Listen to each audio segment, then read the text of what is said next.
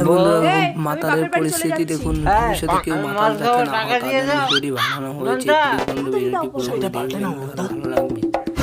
আর part 2 দেখার জন্য একদম কমেন্ট করবেন অবশ্যই। পার্ট 2 দেওয়ার জন্য এই পুলিশ আসছে, চলে এসো। কমেন্ট করুন দাদা, আমি please লোকের বউ বন্ধুরা। নিয়ে পালিয়ে এসেছি। পুলিশ দেখুন আমাকে কি তাড়া হয়। করছে। রাতটুকু আপনার বাড়িতে একটু থাকতে দেবেন?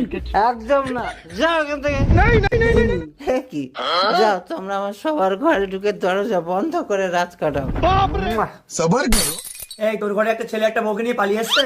না না স্যার, এখানে কেউ কারো বউকে নিয়ে আসেনি, আপনি জানেন। আসেনি তো? ঠিক আছে। বউ আমার মদ ছাড়াবে।